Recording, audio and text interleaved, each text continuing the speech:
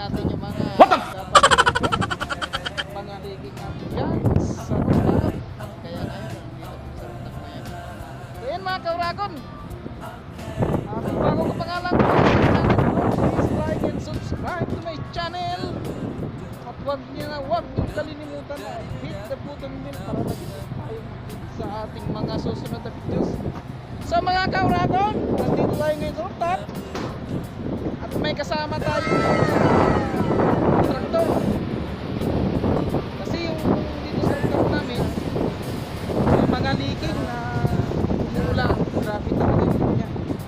So ngayon, i-supervise natin sila para magawa nila. So bali, ang ginagawa nila, meron silang machine kung saan na ini-sprayhan nila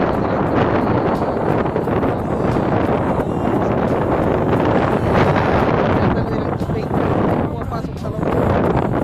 Ayan, pasensya na mga kauragon, maingay kasi mahangin. Bali ito, kasama ko siya. Nakita ko mga kauragon yung part na gagawin nila. At yung kanilang machine paano nila.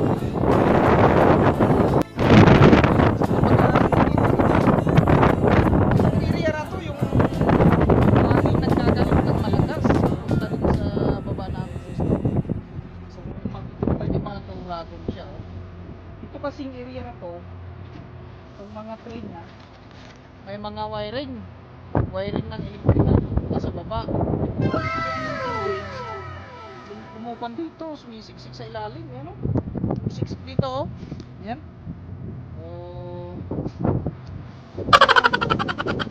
May problema lagi sa baba pag umulan, kaya may kontraktor kami papagawa yung yan sa may ilalim ng mga trabaho doon. Yan. Papa-spray namin ang foam na maging ganito po siya. Ito foam na siya Foam na siya. I-sprayan na yun.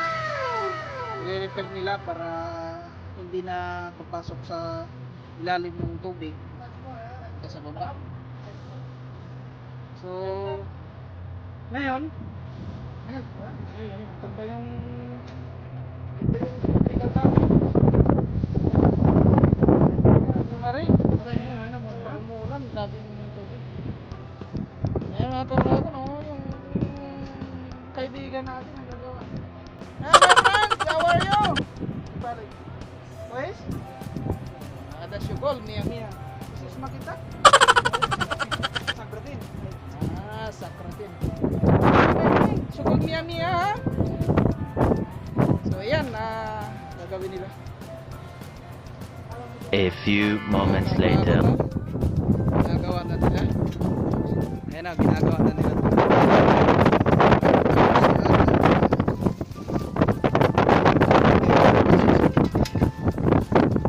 Ayan. So ayan mga kauragon. Maya maya. Tingnan nyo kung paano nila ginawa. Ayan. Nililinis nila. Tapos ayan na. Okay?